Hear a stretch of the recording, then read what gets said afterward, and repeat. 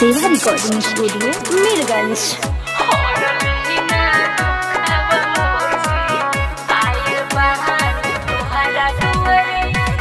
छोट बावे मोर परिवार सुनिए सुजी हमार करीना कृपा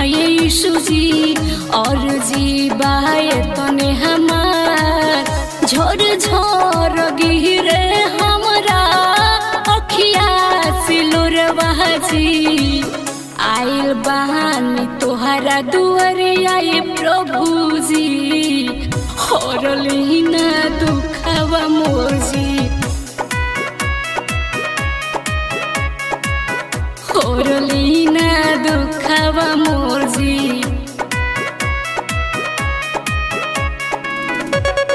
हरली ना दुखवा मोर जी हरली ना दुखवा मोर जी आइल बहानी तोहरा दुआरिया तोहरे प्यास विश्वास बाई सुजी माथावा पर हाथावा पब फेरब ये प्रभु जी फेरब ये प्रभु जी तोहरे प्यास विश्वास बाई सुजी माथावा पर हाथावा कब फेरब ये प्रभु जी जिनगी अन्हार बड़ुए को दिन रौरया जोरिया आइल बहानी तोहरा दुआरिया ये प्रभु जी हरली ना दुखवा मोर जी हरली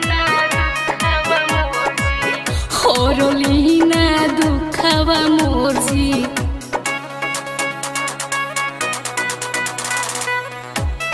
हरली ना दुखवा मोर जी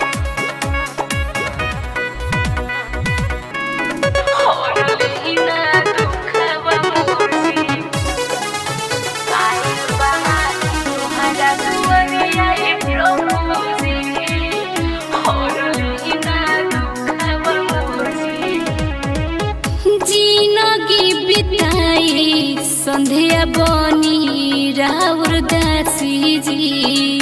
भगतन के खातिर रउआ चढ़ गईनी फांसी जी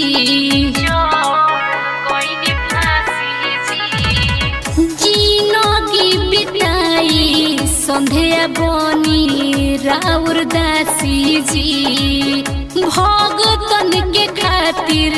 रउआ चढ़ गईनी फांसी जी राइटर पवन लिखी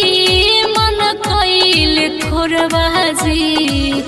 आइल बहानी तोहरा दुआरिया ये प्रभु जी हरली ना दुखवा मोर जी हरली ना दुखवा मोर जी देवा रिकॉर्डिंग स्टूडियो मीरगंज।